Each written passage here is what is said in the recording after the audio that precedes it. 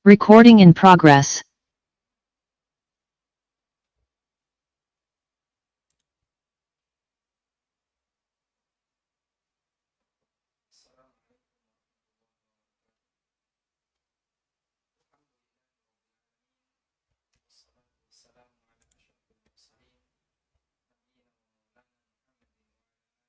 Nyalakan set.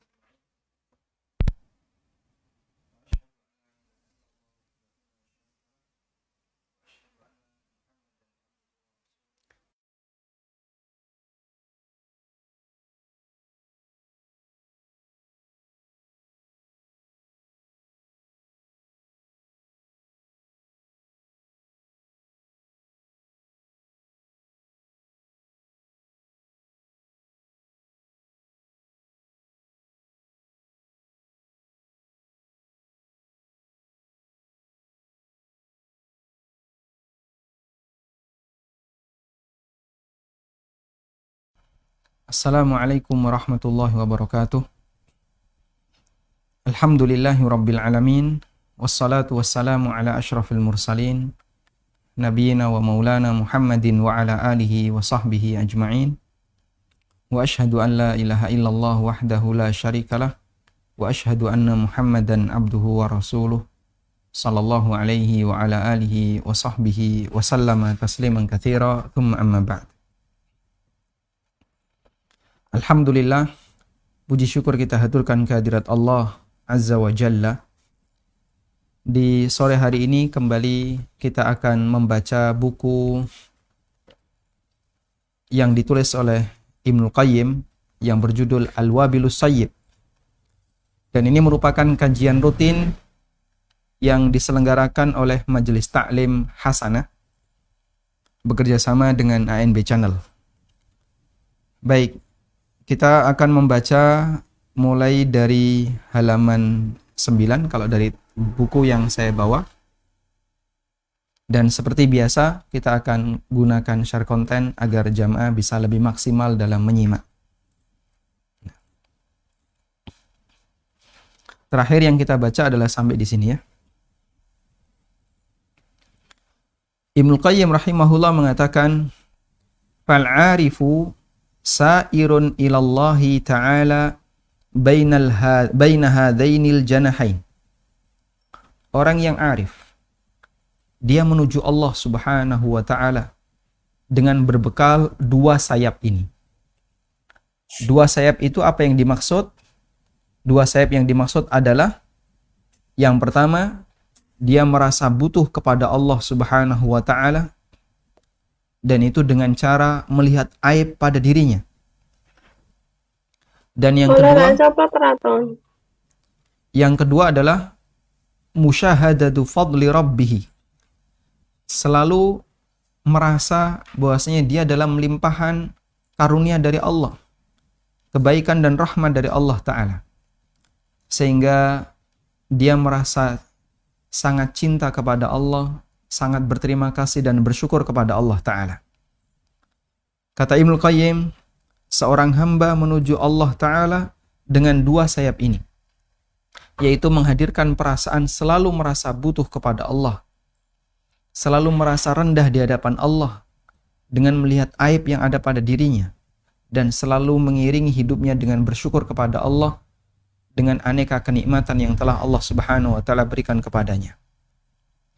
La yumkinuhu ayyasira illa bihima. Seorang hamba tidak mungkin menuju Allah Ta'ala kecuali dengan keduanya. Dan semua manusia, kata Allah, menuju Allah. Semua manusia dia menuju Allah. Sebagaimana yang Allah Subhanahu wa ta'ala firmankan dalam Al-Quran, Ya ayyuhal insan, innaka kadihun ila rabbika kadhan famulaki. Wahai manusia, innaka kadihun ila rabbik. Sesungguhnya kalian itu lelah menuju Rabbmu. Maksudnya adalah sesungguhnya kalian itu berupaya bekerja di dunia ini, baik untuk memenuhi syahwatnya, maupun untuk beribadah kepada Allah, ila rabbika, dan kalian itu menuju Rabbmu. Famulaqih, sampai kalian ketemu Allah. Baik mukmin maupun kafir semuanya menuju Allah Subhanahu wa ta'ala, dalam arti semuanya dikembalikan kepada Allah Subhanahu wa ta'ala.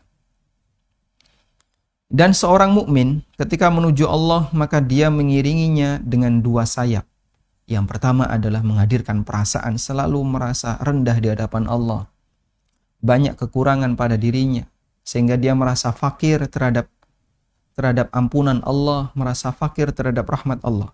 Dan yang kedua, menghadirkan perasaan bahwasanya ada banyak nikmat yang telah Allah berikan kepadanya sehingga dia selalu berusaha untuk bersyukur mencintai Allah Subhanahu wa taala.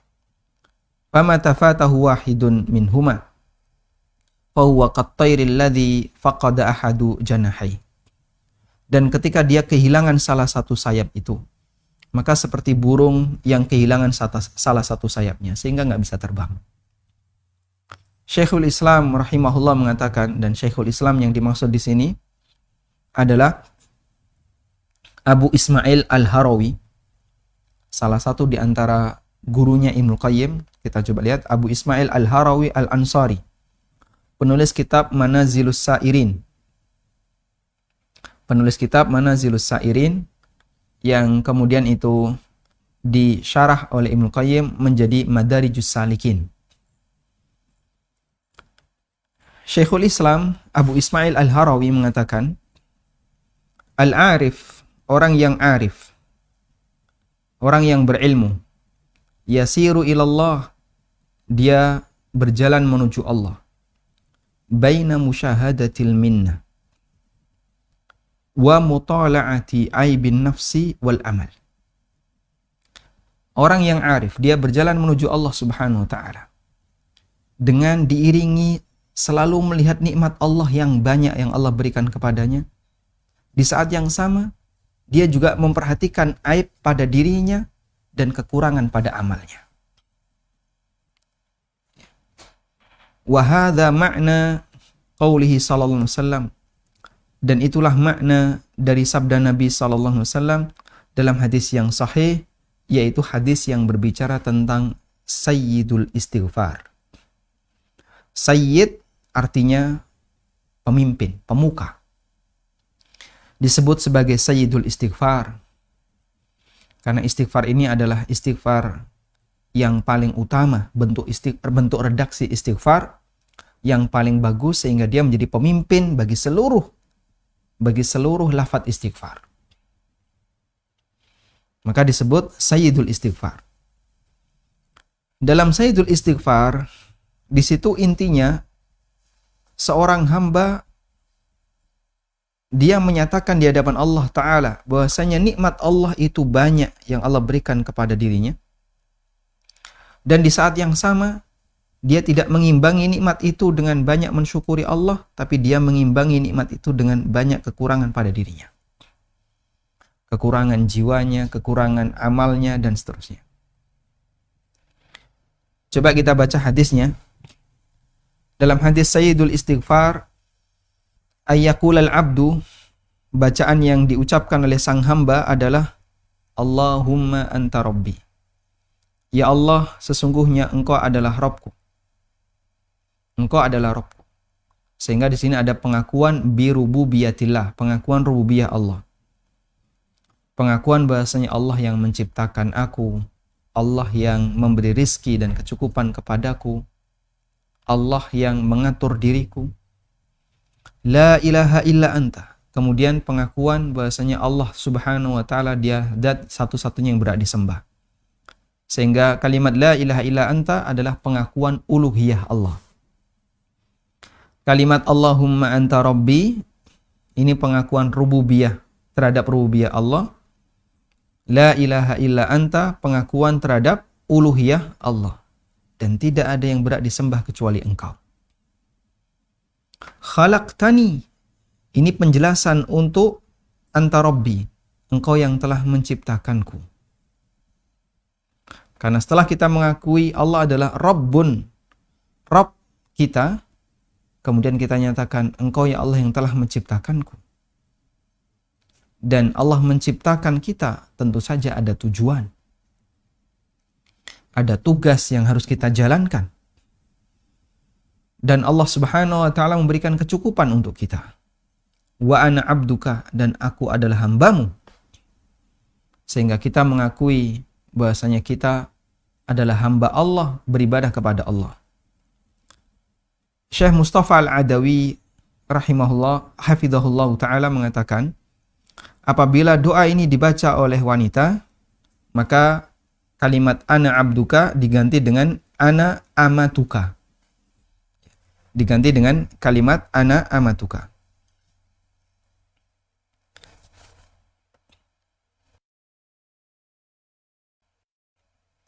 Tuliskan di sini ya. Tadi kalimat Allahumma anta rabbi. Ya Allah, engkau adalah Rabbku. Di sini berisi apa?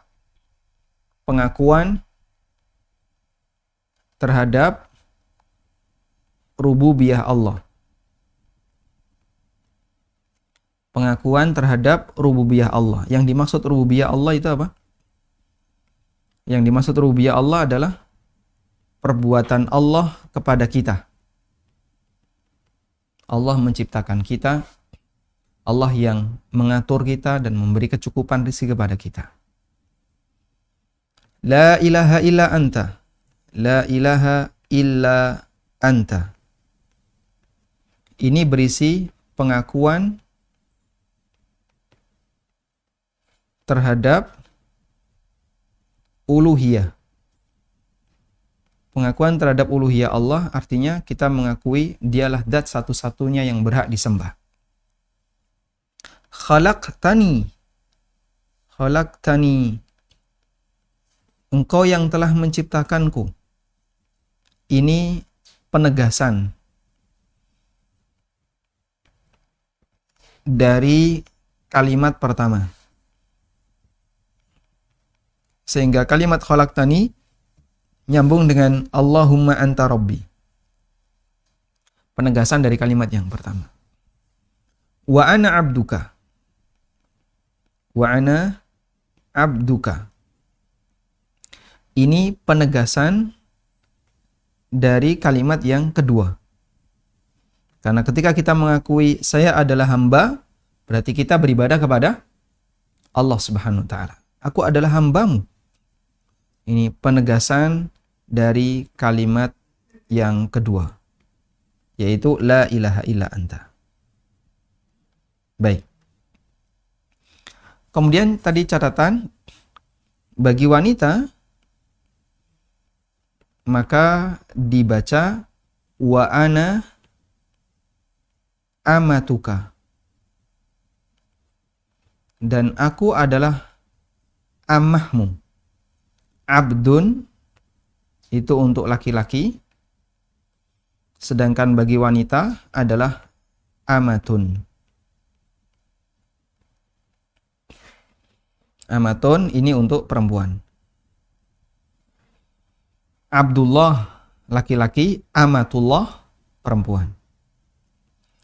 Wa ana ala ahdika, wa ana abduka. Wa ana amatuka kalau wanita. Wa ana ala ahdika wa wa'dika mastata'tu. Dan aku selalu komitmen dengan perjanjianku kepadamu dan selalu yakin dengan janjimu kepadaku. Baik. Kita tulis di sini. Kemudian kita menyatakan wa ana ala ahdika.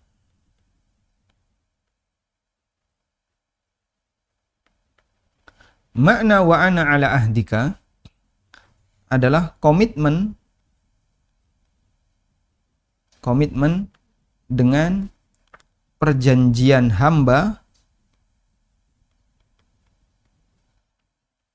Perjanjian hamba, ahdun itu artinya kesepakatan, perjanjian antara hamba dengan Allah. Hamba berjanji setia kepada Allah. Apa perjanjian hamba kepada Allah? Seperti yang Allah firmankan dalam Al-Quran, alastu bi rabbikum qalu bala syahidna. Ketika Allah Subhanahu wa taala mengambil janji kepada para Bani Adam, bukankah aku adalah Rabbmu? Kemudian para hamba itu mengatakan, qalu bala syahidna. Ya. Qalu bala syahidna. Coba kita lihat, ini ada di firman Allah Ta'ala di surat Al-A'raf ayat 172. Wa idh akhadha rabbuka min bani adama min duhurihim dzurriyyatahum wa ashhadahum ala anfusihim alastu bi rabbikum qalu bala syahidna. Perjanjian antara hamba dengan Allah ini Allah sebutkan di Al-Qur'an surat Al-A'raf ayat 172. Di mana kita berjanji setia untuk siap menghambakan diri kita kepada Allah. Taat kepada Allah, beribadah kepada Allah. Dan perjanjian itu telah diambil oleh Allah Subhanahu wa Ta'ala. Sebagaimana yang Allah nyatakan di surat Al-A'raf ayat 172. Tayyib. Dan kita menyatakan dalam Sayyidul Istighfar, aku tetap komitmen dengan perjanjian itu. Sehingga aku tidak mengingkari perjanjian itu, tidak menyalahi perjanjian itu, tapi tetap komitmen. Karena itulah, dan perjanjiannya adalah perjanjian untuk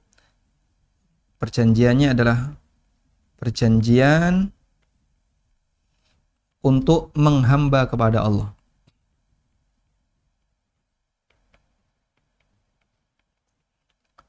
Perjanjian untuk menghamba kepada Allah. Karena itu, perbuatan kesyirikan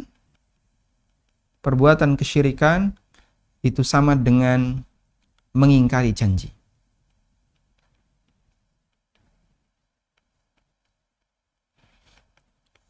Atau dalam bahasa Arab disebut dengan al-hinthu. Bentuk mengingkari janji. Bentuk tidak menepati perjanjian. Karena itu Allah Subhanahu wa Ta'ala menyebut orang musyrikin, innahum yusirruna 'alal hinthil azim. Mereka terus-menerus bertahan dalam al-hinthul azim, dalam pengingkaran janji yang besar. Ini sebagaimana yang Allah sebutkan di surat Al-Waqi'ah, wa kanu yusirruna 'alal hinthil azim. Anda bisa buka surat Al-Waqi'ah ayat 46.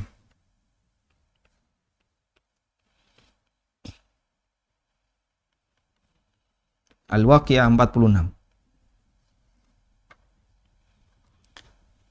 Ketika Allah Subhanahu wa Ta'ala menjelaskan tentang penduduk neraka, wa ashabus shimali ma ashabus shimal fi samumin wa hamim wa dhillim min yahmum la baridi wa la karim innahum kanu qabla dhalika mutrafin wa kanu yusirruna 'alal hinthil azim. Ashabus shimal yang mereka berada di Samum, di neraka yang penuh dengan racun, wa hamim, dan penuh dengan api yang panas. Kemudian Allah sebutkan berbagai macam kondisi mereka di neraka. Lalu Allah katakan, wa kanu yusirruna 'alal hinthil azim. Dan dulu ketika di dunia, mereka itu terus-menerus bertahan dalam al-hinthul azim, pengingkaran janji yang besar, yaitu mereka kufur kepada Allah Subhanahu wa Ta'ala.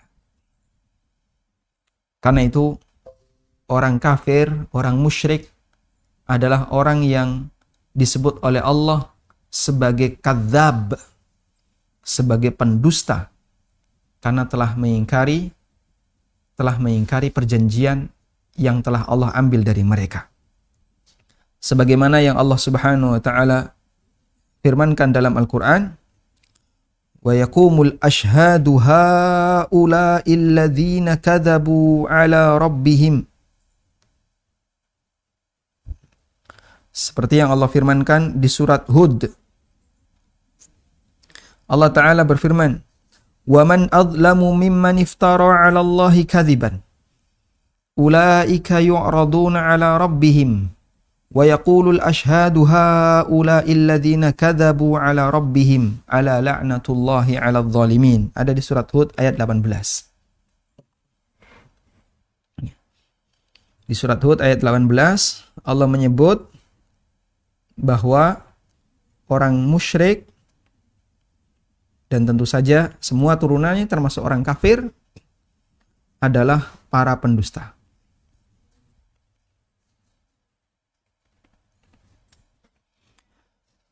Ada di surat Hud ayat 18. Wa yaqulul ashhad, para saksi itu mengatakan, haula'il ladzina kadzabu ala rabbihim.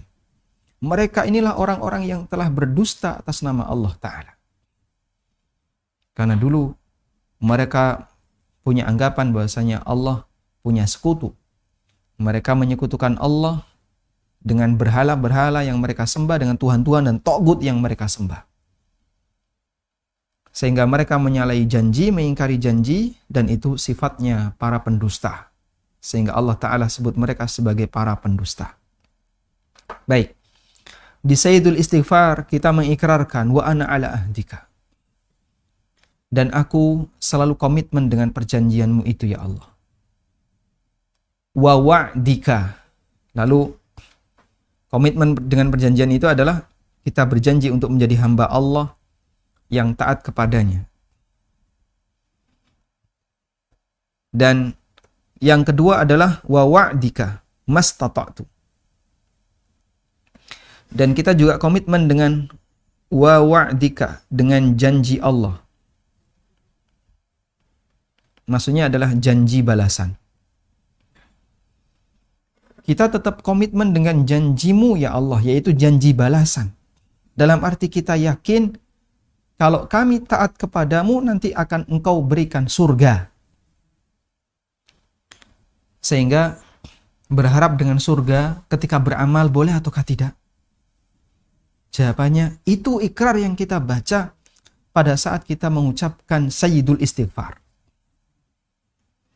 Saat kita mengucapkan wa ana ala ahdika wa wa'dika, dan aku komitmen dengan perjanjianku kepadamu untuk taat kepadamu. Dan aku juga komitmen dengan meyakini bahasanya balasan yang engkau janjikan itu benar. Maka kita beramal dengan motivasi untuk mendapatkan balasan itu. Maka siapa yang mengatakan beramal dengan harapan untuk bisa mendapatkan surga itu adalah syirik, sebagaimana keyakinan sebagian kelompok sufi, berarti dia tidak mengimani janji Allah berupa surga.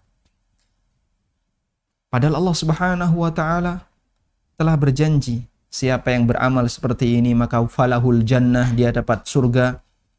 Ya. Wa jannatin arduha samawati wal ard, surga yang luasnya seluas langit dan bumi. Allah perintahkan bersegeralah untuk menuju surga. Dan seterusnya. Dan banyak sekali janji seperti itu Allah sebutkan dalam Al-Quran. Anda bisa baca ya, setiap ayat yang berbunyi tajri min tahtihal fi jannatin tajri min tahtihal anhar, di surga yang mengalir sungai di bawahnya. Itu semuanya kan sebagai bentuk janji yang Allah sediakan bagi para hambanya yang mau taat. Lalu ada orang yang bilang beramal dengan tujuan untuk mengharapkan surga, maka itu kesyirikan. Subhanallah. Bukankah Allah telah janjikan itu dan kita beriman, mengimani janji itu? Kita meyakini Allah benar terhadap janji itu. Dan itu bagian dari iman. Maka di saat yang sama, ketika kita beramal, kita jadikan itu sebagai harapan. Dan itulah ikrar yang kita ucapkan ketika kita membaca Sayyidul Istighfar. Maka saya beramal dengan tujuan untuk bisa mendapatkan janji Allah. Karena saya meyakini janji Allah itu benar. Dan Allah tidak berdusta. Allah tidak bohong. Janji Allah itu benar. Dan kita juga berusaha untuk sesuai dengan aturan Allah sebagaimana perjanjian kita dengan Allah Subhanahu wa Ta'ala. Nah, untuk bisa komitmen dengan ini jamaah berat. Untuk bisa komitmen dengan ini sangat berat. Karena manusia pasti melakukan pelanggaran. Kadang kita meninggalkan sebagian kewajiban. Atau kita melanggar sebagian larangan. di saat kita melakukan perbuatan baik meninggalkan sebagian kewajiban atau meninggalkan atau melanggar sebagian larangan, hakikatnya kita melupakan perjanjian. Makanya kita durhaka kepada Allah. Karena itu kita tambahkan di bagian pernyataan itu dengan kalimat mastata'tu. Mastata'tu, semampuku. Semampuku. Untuk menyatakan bahwasanya kita berusaha untuk komitmen ini sebenarnya pernyataan agar menunjukkan kalau kita ini nggak sombong dengan kemampuan kita, dengan apa yang bisa kita lakukan. Saya akan berusaha semampuku. Karena seperti yang kita sadari, banyak pelanggaran yang kita lakukan. Wa ana ala ahdika wa wa'dika mastata'tu. Semampuku ya Allah, aku selalu komitmen dengan perjanjian ini. Meskipun realitanya kita banyak melakukan pelanggaran. A'udzu bika min syarri ma sana'tu. Aku berlindung kepadamu ya Allah dari keburukan apa yang aku kerjakan. A'udzu bika min syarri ma sana'tu. Kita berlindung kepada Allah dari keburukan apa yang kita kerjakan. A'udzu bika min syarri ma sana'tu. Dan aku berlindung kepadamu dari keburukan dari apa yang aku kerjakan. Dan ini bisa bermakna kita berlindung kepada Allah dari potensi kejahatan diri kita.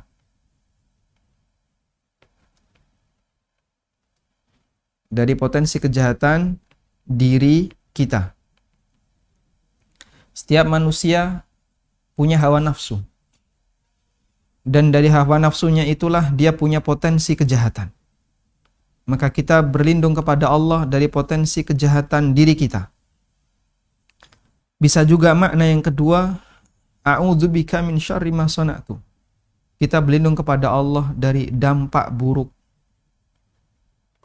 Dari dampak buruk akibat kejahatan yang telah kita lakukan. Baik. Sehingga jika kita maknai yang pertama, a'udzubika min syarri ma sana'tu, kita maknai aku berlindung kepadamu ya Allah dari potensi kejahatan pada diriku, berarti artinya kita memohon perlindungan kepada Allah jangan sampai ke depan kita berbuat maksiat. Kita mohon perlindungan kepada Allah agar kita tidak tenggelam dalam maksiat di kehidupan kita berikutnya. Artinya kita dilindungi dari potensi-potensi dosa.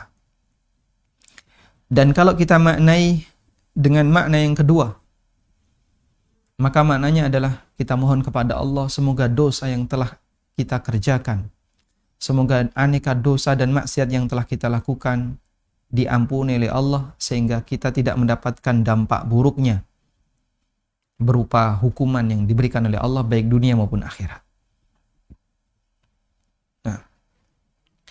Dan ini adalah pengakuan kelemahan hamba. Setelah dia menyatakan komitmen dia untuk selalu menyesuaikan diri dengan aturan Allah Subhanahu wa taala. Berikutnya di kalimat yang menjadi titik pembahasan Ibnul Qayyim. Abu'u laka bi ni'matika alayya wa abu'u bi dzambi. Aku akui di hadapanmu ya Allah terhadap semua kenikmatan yang telah engkau berikan kepadaku. Wa abu'u bi dzambi, dan aku akui dosaku. Fajama'a, kata Ibnu Qayyim, fajama'a fi qawlihi sallallahu alaihi wasallam abu'u laka bi ni'matika alayya wa abu'u bi dzambi baina musyahadatil minnah wa mutala'ati aibin nafsi wal amal. Kata Ibnu Qayyim dalam doa Nabi SAW, dalam sabda beliau di Sayyidul Istighfar, aku akui kenikmatan yang telah Engkau berikan kepadaku dan aku akui dosa-dosaku. Di situ menggabungkan antara musyahadatul minnah, antara menghadirkan perasaan, yaitu kita merasa telah banyak diberi nikmat oleh Allah. Dan yang kedua adalah selalu melihat aib pada diri kita dan perbuatan kita. Selalu melihat kekurangan pada diri kita dan perbuatan kita. Baik. Baru setelah itu kita mohon ampun kepada Allah. Faghfirli, karena itu ampunilah aku ya Allah. Tidak ada yang bisa kami harapkan selain itu. Ya. Apalagi yang bisa kita harapkan. Amal kita banyak yang kurang. Amal kita belum tentu diterima. Sementara dosa kita banyak. Dan padahal nikmat Allah subhanahu wa ta'ala telah banyak Allah berikan kepada kita. Maka tidak ada yang bisa kita lakukan selain kami hanya bisa mohon maaf. Kami hanya bisa mohon ampun kepadamu. Innahu la yaghfirudz dzunuba illa anta. Sesungguhnya tidak ada yang bisa mengampuni dosa kecuali Engkau. Kalimat ini luar biasa indahnya. Innahu la yaghfirudz dzunuba illa anta. Tidak ada yang bisa mengampuni dosa kecuali Engkau. Artinya kalau kita renungkan, kepada siapa lagi aku harus mohon ampun jika Allah tidak mau memberi ampun? Padahal satu-satunya yang bisa mengampuni dosa hanyalah Allah Ta'ala. Sehingga seolah kita menyatakan, saya tidak punya harapan kepada siapapun lagi. Jika aku minta ampun kepadamu ya Allah, tapi Engkau tidak mengampuniku, kepada siapa lagi aku harus minta ampun? Sementara tidak ada yang bisa mengampuni dosa kecuali Engkau ya Allah. Ya. Kalau seorang anak, dia berbuat salah, lalu mungkin bapaknya tidak memaafkan, tapi dia masih punya harapan. Ibu rahimah, seorang ibu yang sangat sayang dengan anaknya, dia masih punya harapan. Semoga ibu bisa memaafkan saya. Akhirnya mungkin sang anak tidak berani menghadap bapak. Karena dia tahu kalau menghadap bapak pasti akan dihukum. Tapi dia masih punya peluang untuk bisa mendapatkan ampunan dengan menghadap ibu. Untuk bisa mendapatkan maaf dengan menghadap sang ibu. Maka anak akan mendekati pada salah satu di antara orang tuanya yang masih ada harapan untuk bisa memaafkan. Itu hubungan antara anak dengan orang tua. Bagaimana dengan Rabb-nya Azza wa Jalla? Ketika sang hamba berbuat salah kepada Rabb-nya, dan satu-satunya yang bisa mengampuni dosa hanyalah Rabb-nya, lalu dia mohon ampun kepada Rabb-nya, ternyata ditolak oleh Allah, maka seorang hamba akan putus asa. Kepada siapa lagi aku akan minta ampun? Padahal satu-satunya yang bisa dimintai ampunan hanya Allah, dan yang bisa mengampuni hanya Allah Subhanahu wa ta'ala. Sehingga dengan merenungkan kalimat-kalimat ini saat kita membaca Sayyidul Istighfar, maka akan sangat berpeluang besar dosa kita diampuni oleh Allah Ta'ala. Karena kita mengakui kekurangan diri kita, di saat yang sama kita juga musyahadatul minnah, mengakui sekian banyak nikmat yang telah Allah berikan kepada kita. Lalu kata Ibnu Qayyim, fa musyahadatul minnah tujibu lahul mahabbah. Dengan selalu mengakui nikmat, maka akan membuat kita mencintai Allah, memuji Allah, dan bersyukur liwaliyin ni'am, kepada zat yang telah memberikan nikmat. Wal ihsan, dan zat yang telah memberikan banyak kebaikan. Sementara mutala'atu aibin nafsi, selalu melihat kekurangan diri kita sendiri dan kekurangan amal yang kita lakukan, tujibulahu dhulla wal inkisar, akan membuat kita selalu merasa rendah dan merasa butuh al-iftikar, merasa fakir, serta membuat kita akan rajin bertaubat fi kulli waqtin, di setiap saat. Sehingga kalau kita mengakui kekurangan diri kita, kekurangan kita bisa bentuknya kekurangan yang sifatnya gawan bayi, yaitu yang melekat pada semua manusia. Kita nggak maksimal, kita banyak kurang, kita banyak salah. Atau kekurangan dalam bentuk perbuatan maksiat yang secara sengaja kita lakukan. Kita nggak kuat untuk sholat sepanjang masa, sebagaimana yang dilakukan oleh malaikat tanpa henti. Mereka ibadah sesuai dengan apa yang diperintah. Kita kan nggak bisa. Sholat selesai, kita melakukan aktivitas yang lain. Kita butuh tidur, kita butuh makan, kita butuh ABC sebagaimana layaknya binatang. Yang dia butuh makan, butuh tidur, butuh untuk bisa bertahan hidup. Dengan semua unsur kehidupan. Malaikat tidak. Mereka ibadah terus. Sujud terus. Sepanjang tidak diperintah untuk menghentikan sujudnya. Ada yang ruku terus, ada yang sholat terus. Tanpa henti. Malaikat. Dan mereka tidak butuh makan, mereka tidak butuh tidur. Yusabbihuna rabbahum, mereka bertasbih kepada Rabb mereka. Tanpa futur, tanpa ada hentinya. Manusia ada kekurangan. Dia nggak bisa seperti itu. Sehingga dia kurang ketika melakukan ketaatan kepada Allah. Di saat yang sama, dia juga kurang dalam bentuk banyak berdosa kepada Allah. Maka akan menyebabkan dirinya selalu merasa rendah di hadapan Allah. Saya itu banyak salahnya, ya. Lalu dia merasa butuh di hadapan Allah dan bertobat di setiap saat. Wa alla yara nafsahu illa muflisan, dan setiap kali dia memandang dirinya, dia hanyalah seorang yang muflis, yang banyak bangkrut, sebab dosanya lebih banyak dibandingkan ketaatannya. Wa aqrabu babin dakhala minhul abdu 'ala Allah, babul iflas. Pintu terdekat yang bisa dimasuki oleh seorang hamba untuk mendekat kepada Allah adalah pintu al-iflas. Maksudnya adalah dia selalu merasa rugi, merasa bangkrut. Ya. Sehingga dia tidak merasa dirinya punya posisi. Dia tidak merasa dirinya punya jasa. Fala yara li nafsihi halan wala maqaman wala sababan yata'allaku bihi. Kamu enggak punya jasa apapun, kamu enggak punya kehebatan apapun, enggak punya posisi apapun. Wong orang bangkrut kayak gini. Wala wasilatan minhu yamunnu biha, dan dia juga tidak punya peran apapun, tidak punya sarana yang bisa dia banggakan.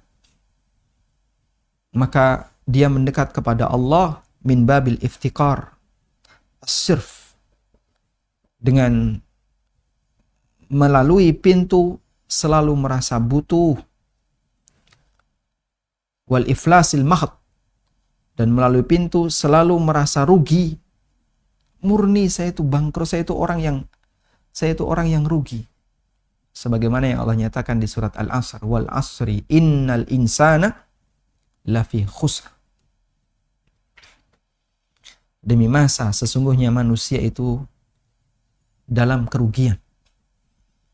Sehingga pada dirinya selalu terngiang-ngiang dengan itu. Saya itu orang yang bangkrut, saya itu rugi.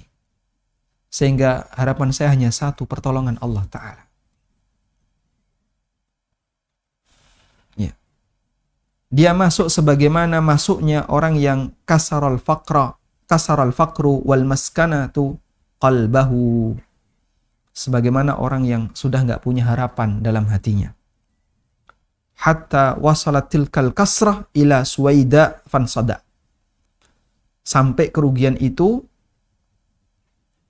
ada pada posisi, ada pada puncak kebinasaan. Sudah, saya nggak punya apa-apa lagi. Blas, ibaratnya begini ya. Ada orang yang dia meminta bantuan kepada orang yang kaya dan dermawan, serta baik hati. Lalu dia nyatakan, Pak, saya sudah nggak punya apa-apa, Pak. Pekerjaan sudah nggak ada, Pak. Duit juga udah habis. Ini apa-apa sudah saya jual semua. Kemudian istri saya sudah gugat cerai, kita udah pisah. Anak-anak sudah kebalik ke mertua. Sudah saya tinggal manusia sebatang kara. Sudah tidak ada apa-apa lagi yang bisa kira-kira dibanggakan pada dia. Tapi utang saya masih banyak. Saya sudah nggak bisa bayar apapun. Maka dia mendekat kepada Allah sebagaimana kondisi orang yang sangat berada di posisi titik nadir. Titik nol. Saya sudah pasrah. Wa syamalathul kasra min kulli jihatin. Kerugian dan penyesalan itu dari segala arah.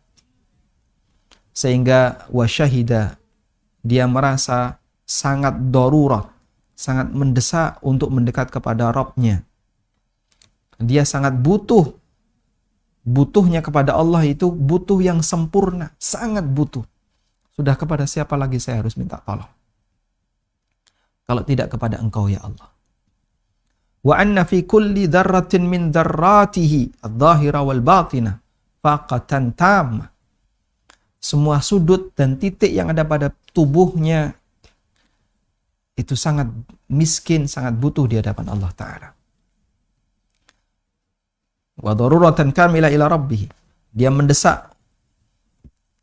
mendesak yang sempurna kepada Rabb-nya. Artinya dia sangat butuh kepada Allah. Sampai pada tingkatan in takhalla anhu tarfata ainin halaka. Jika Allah tidak menolongnya sekejap mata, maka dia akan binasa. Sebagaimana yang kita nyatakan di setiap pagi dan sore, ya hayyu ya qayyum birahmatika astaghits aslih li sya'ni kullahu wa la takilni ila nafsi tarfata ainin. Perbaiki seluruh urusanku ya Allah, dan jangan engkau pasrahkan diriku kepada diriku sendiri, jangan engkau pasrahkan aku kepada diriku sendiri tarfata ainin, walaupun sekejap mata. Karena dia merasa kalau enggak ditolong oleh Allah, pasti dia akan binasa. Sehingga dia selalu berusaha untuk berpegang dengan pertolongan Allah Subhanahu wa taala. Wa khasira khasaratan la tujbar. Dia selalu merasa rugi yang tidak bisa ditutupi. Illa ayya'udallahu alaihi wa yatadarakahu birahmatihi. Kecuali jika Allah taala mengembalikannya dan Allah menolong dengan rahmatnya. Baik, itulah kunci ubudiyah sebagaimana yang disampaikan oleh Ibnu Qayyim di sini. Sehingga intinya bagaimana hamba itu merasa di titik nol, kalau tidak ditolong oleh Allah sekejap mata pasti dia binasa. Maka di saat itulah dia akan sangat merasa butuh kepada Allah, sehingga dia takut jangan sampai Allah biarkan dirinya walaupun hanya sekejap mata, walaupun hanya tarfata'in. Wala tariqa ilallah aqrabu minal ubudiyah. Tidak ada jalan menuju Allah yang lebih dekat melebihi jalan ubudiyah. Ketika seorang hamba itu menghambakan diri kepada Allah dengan sempurna, maka dia akan semakin dekat dengan Allah. Wala hijaba aghlad minad da'wa. Dan tidak ada tabir yang lebih keras dibandingkan hanya sebatas klaim cinta tapi tanpa bukti. Dan itu membuat Allah murka kepada hamba, sebagaimana klaimnya orang Yahudi Nasrani yang mereka mengatakan nahnu abna'ullah wa ahibba'u. Kami adalah kesayangan Allah, manusia pilihan Allah. Ya. Sehingga mereka menyebut diri mereka adalah pilihan Allah. Ya. Tapi ternyata klaim itu tanpa bukti.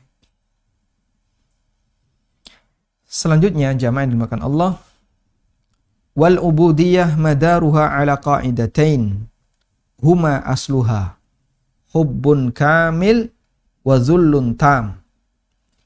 Dan ubudiyah, porosnya, kuncinya itu kembali kepada dua prinsip tadi.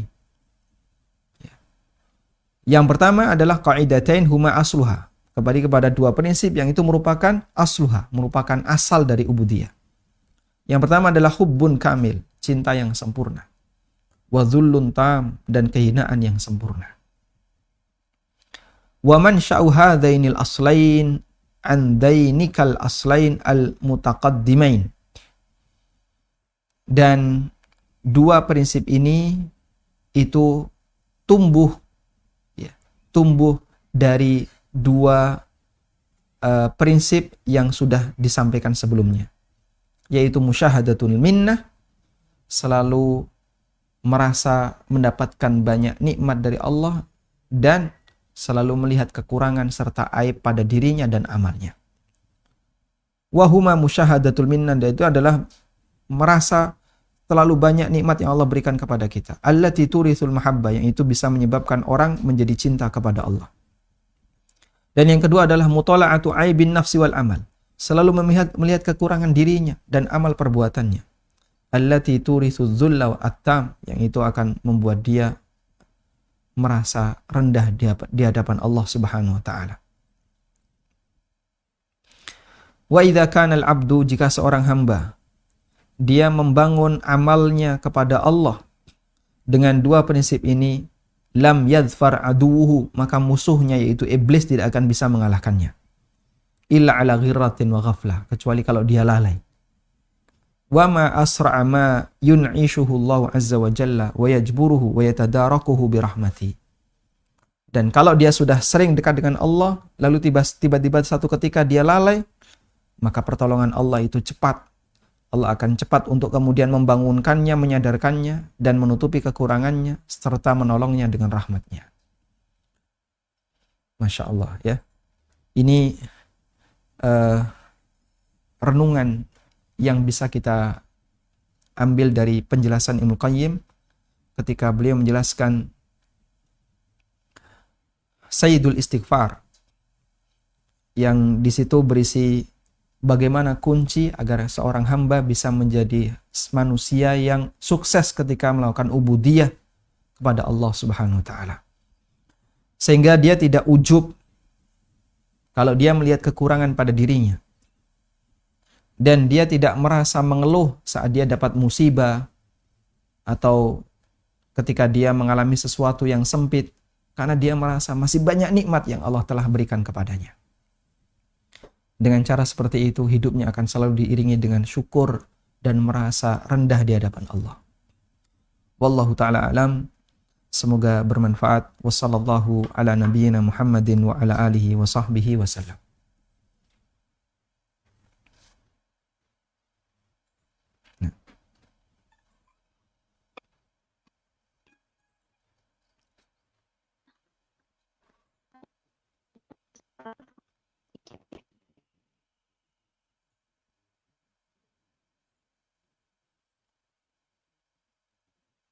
Baik. Selanjutnya, silakan jika ada pertanyaan.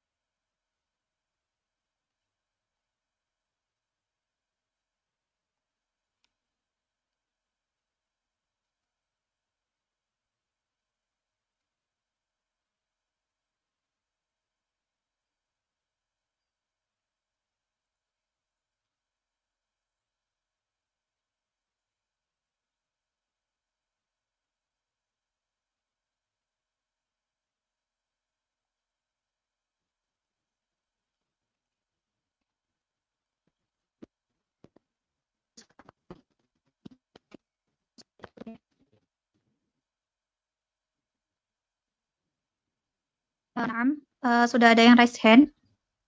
Tafadholi kepada Ibu Dwi Laraswati. Bisa open mic. Assalamualaikum Ustadz. Waalaikumsalam warahmatullahi wabarakatuh.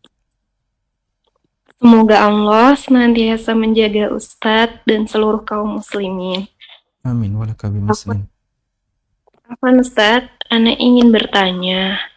Seringkali kita mendengar atau bahkan mungkin kita pernah melakukannya, ada orang yang berkata bahwa dirinya telah bertaubat namun tidak melaksanakan sholat dan juga tidak benar-benar melibatkan hatinya di dalam bertaubat.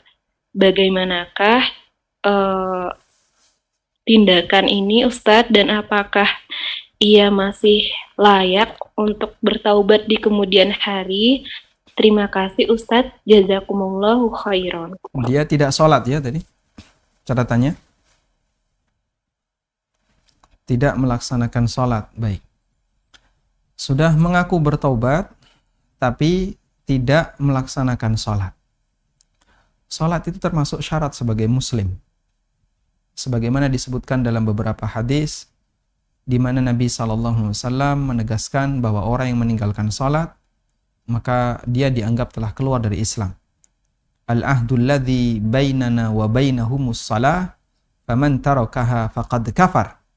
Perjanjian antara kami dengan mereka adalah salat. Siapa yang meninggalkan salat maka dia kafir.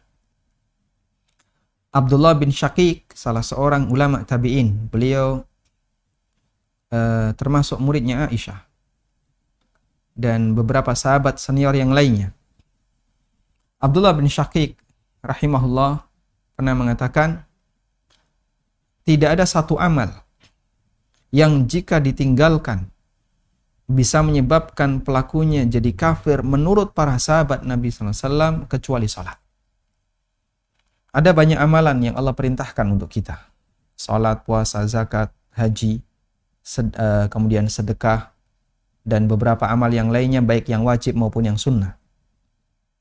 Untuk amal yang sunnah jelas, ketika ditinggalkan tidak memberikan pengaruh terhadap dosa, karena amal sunnah ketika ditinggalkan tidak berdosa. Untuk amal yang wajib, dari sekian banyak amal yang wajib, ketika ditinggalkan menyebabkan pelakunya jadi kafir, hanya satu, yaitu salat. Sehingga ini menunjukkan bahasanya salat adalah al-wajibul asasi, kewajiban yang paling asasi, yang paling prinsip, yang harus dilakukan oleh seorang hamba.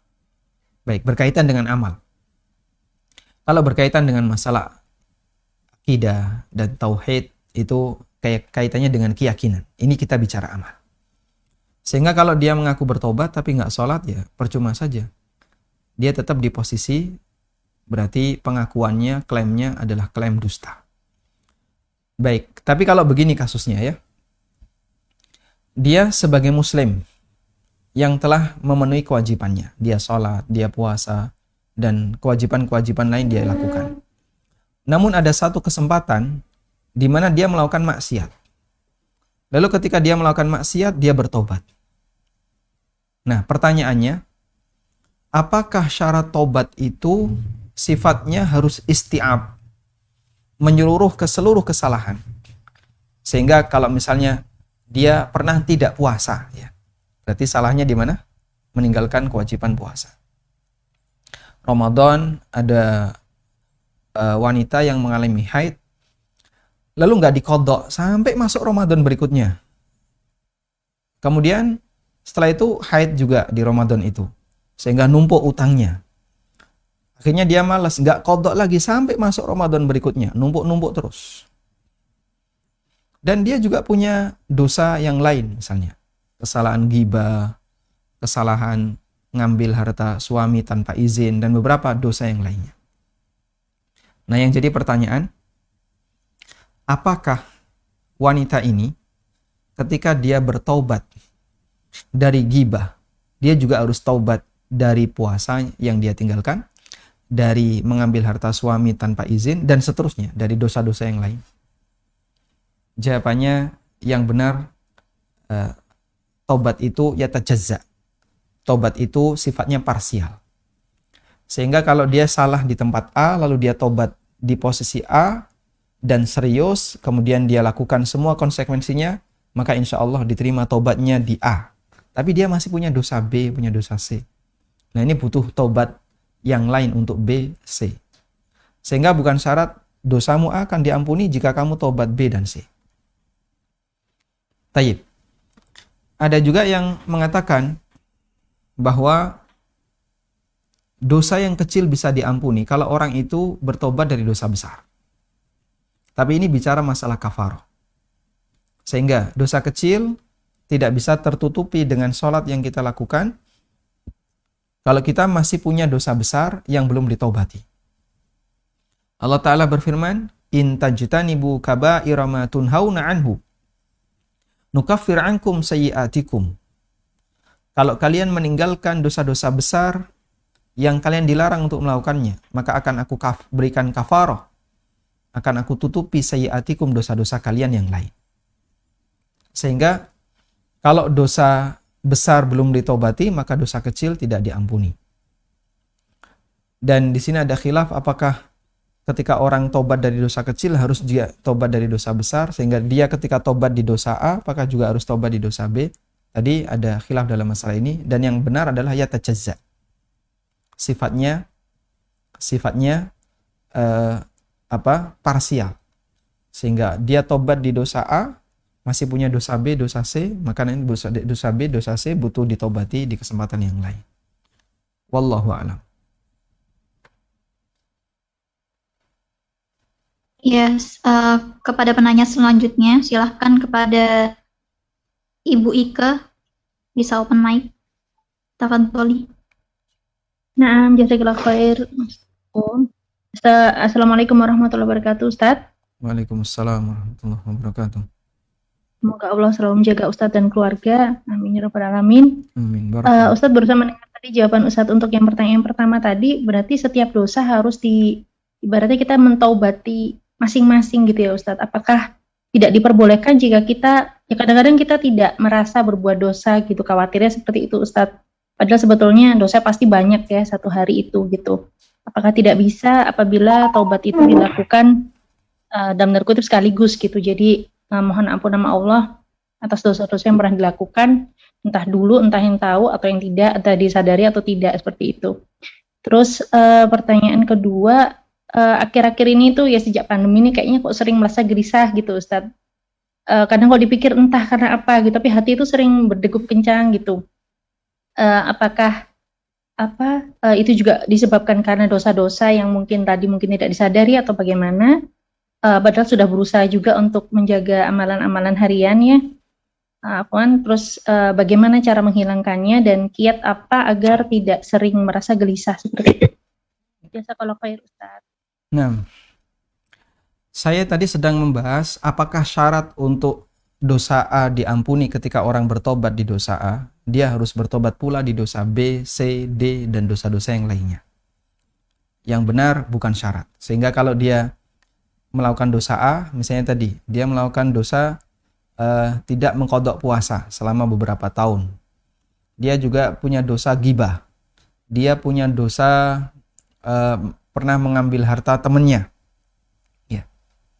Misalnya ngambil barang temannya belum dikembalikan. Dia juga punya dosa pernah misalnya salah kepada suaminya. Ngambil uang suaminya tanpa izin dan beberapa dosa yang lainnya. Lalu dia taubat untuk dosa yang pertama, yaitu saya pernah meninggalkan puasa karena udzur, ya, karena haid udzur, tapi dia tunda untuk bayar, untuk mengqadha sampai numpuk banyak, berapa tahun? Ya kurang lebih 5 tahun. Kemudian nggak puasanya berapa hari? Rata-rata masa haid 7 hari, Masya Allah, 35. Jadinya Anda harus puasa 35 hari sebelum masuk Ramadan berikutnya. Kalau enggak, numpuk dosa. Kemudian dia bertobat. Dan dia berusaha untuk menjalankan puasa, mengqadhanya selama 35 hari. Ya, entah dengan secara terpisah ataukah berturut-turut. Intinya dia bertobat. Nah, apakah tobatnya ini diterima? Dengan syarat jika dia juga bertobat dari dosa ghibah, dari dosa ngambil harta orang lain? Jawabannya tidak harus. Insya Allah kalau dia serius taubat untuk kesalahan meninggalkan puasa tadi, maka insya Allah taubatnya diterima untuk kesalahan ini. Nah, untuk kesalahan yang lain, nanti dia perlu taubat untuk masing-masing kesalahan. Nah, sekarang bolehkah kita bertobat untuk semua dosa? Jadi secara umum dosa yang kita lakukan ada dua ya. Yang kita ketahui dan yang tidak kita ketahui. Yang kita sadari dan yang tidak kita sadari. Pasti itu. Nah, untuk dosa yang kita sadari, maka butuh al-qasdu khas, ya, butuh niat khusus untuk mentaubatinya.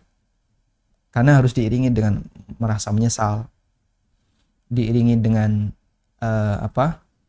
tekad untuk tidak mengulangi.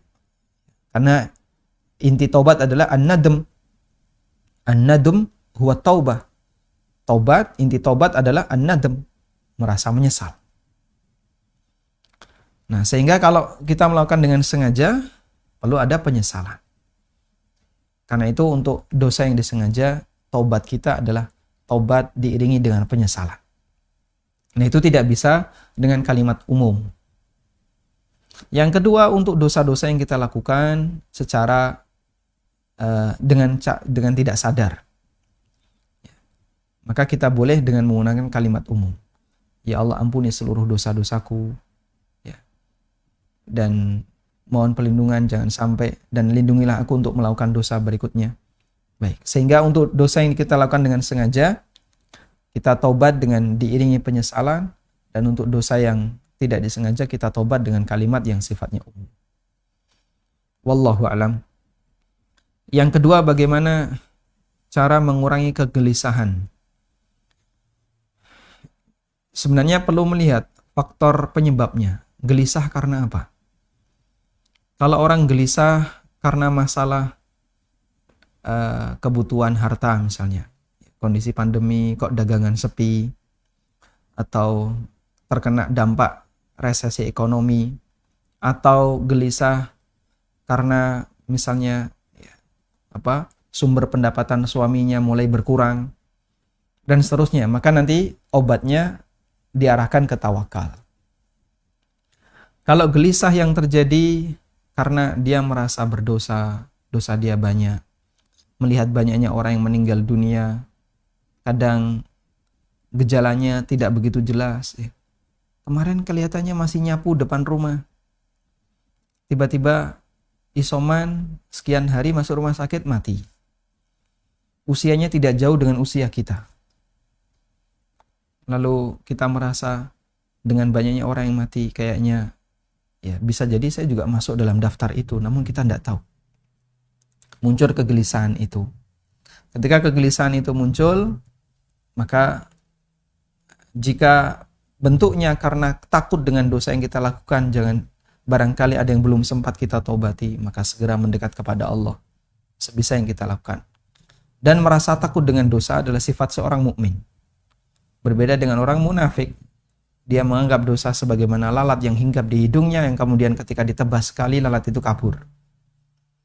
Tapi bagi seorang mukmin, ketika dia melakukan dosa, ibarat dia berada di bawah gunung, ya, ibarat dia di bawah batu besar yang sebentar lagi akan menimpanya. Wallahu ta'ala a'lam.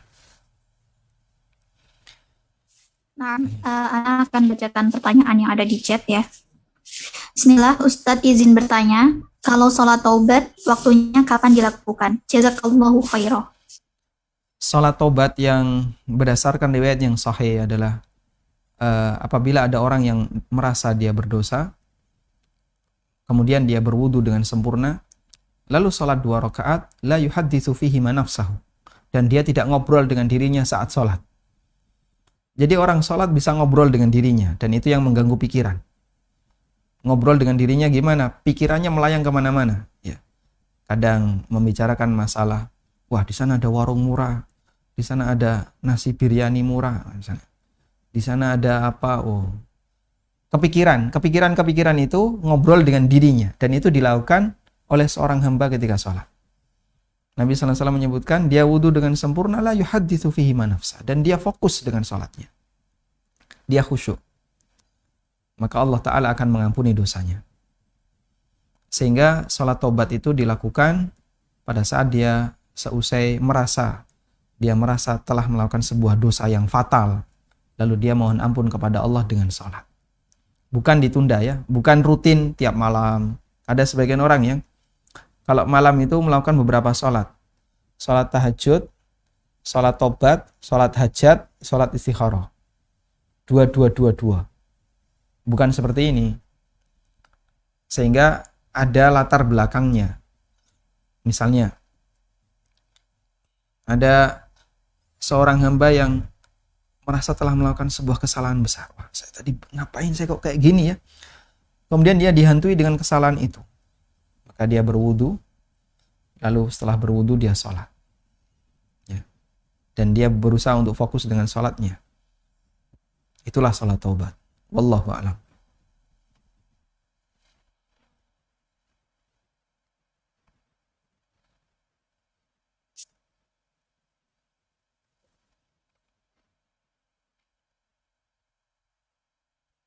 Naam, sempat terputus sedih. Pertanyaan selanjutnya, Bismillah, Afwan mau bertanya. Allah yang menciptakan manusia bersama dengan segala sifat yang dimilikinya.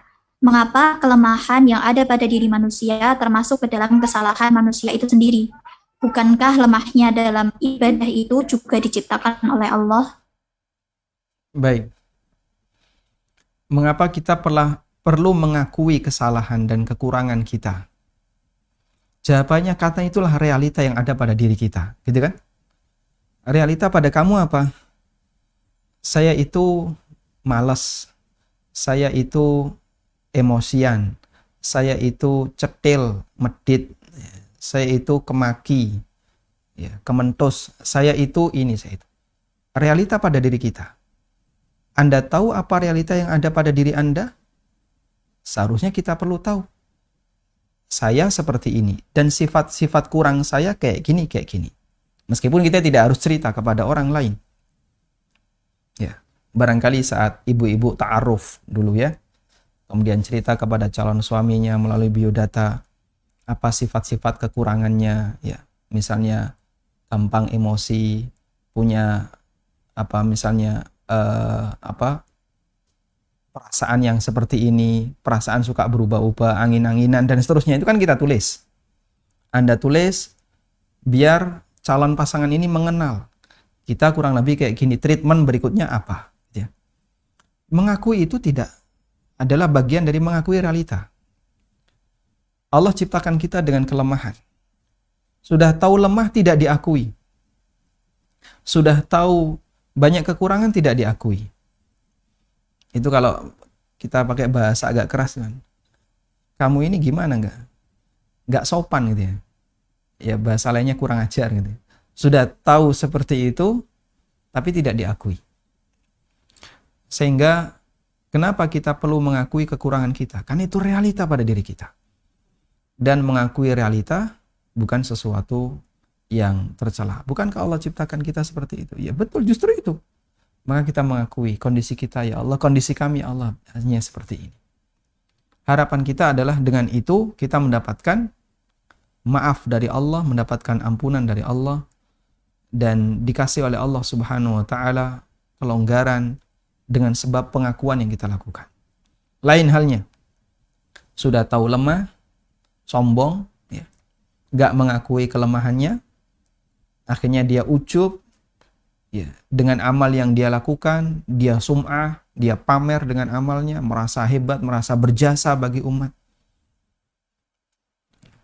Dan itu bisa mengundang murka Allah Subhanahu wa Ta'ala.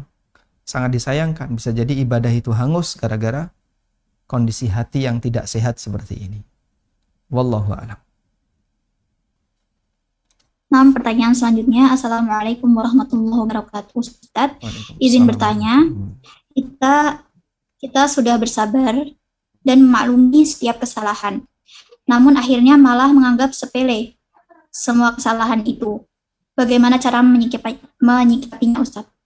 Ini kesalahan orang lain ya. Ada orang yang berbuat salah sama kita, lalu kita sudah bersabar dan memaklumi kesalahan itu. Akhirnya kita malah menganggap sepele kesalahan itu. Ya berarti cara menyikapinya adalah sabar di sini bisa dalam arti Anda perlu menyikapi dengan baik, di mana kadang dikasih hukuman, kadang dimaafkan. Agar tetap yang bersalah itu menganggap kesalahan ini ada konsekuensinya, ada hukumannya. Sehingga dia akan waspada, dia akan hati-hati. Kemudian kita berusaha sabar, dalam arti berusaha untuk memaafkan. Dan berimbang, kadang dimaafkan, kadang diberi hukuman. Makanya begini, tidak semua kesalahan itu dimaafkan. Ada kesalahan yang dia dimaafkan, ada kesalahan yang tidak dimaafkan. Rasulullah SAW punya sifat yang Allah sebutkan dalam Al-Quran, bil mu'minina raufur rahim. Beliau itu orang yang sangat rauf, yang sangat penyayang, rahimun, sangat belas kasihan dengan orang-orang yang beriman. Tapi ada beberapa orang yang oleh Nabi SAW tidak dimaafkan. Tidak dimaafkan. Contohnya Pak, ada beberapa orang yang dibunuh oleh Rasulullah SAW ketika Fathu Mekah. Padahal di antara mereka ada yang sudah berlindung di Ka'bah. Abdullah bin Khattal. Pada saat Fathu Mekah dia itu berlindung di Ka'bah, megang Ka'bah dengan harapan dimaafkan.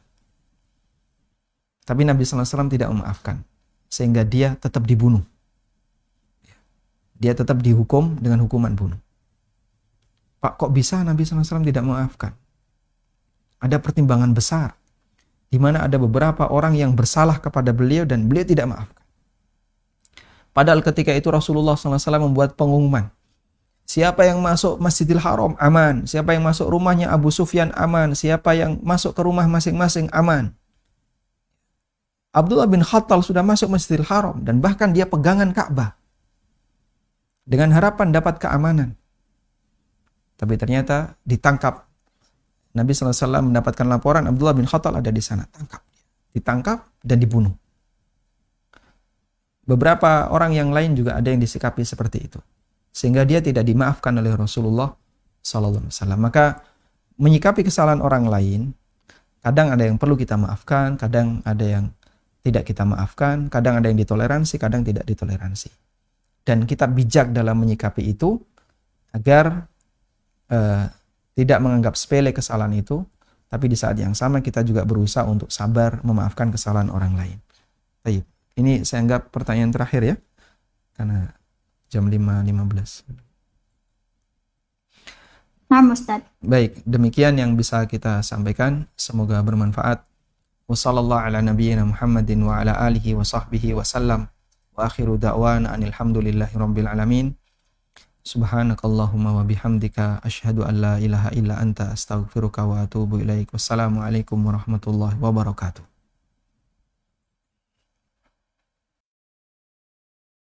Recording stopped.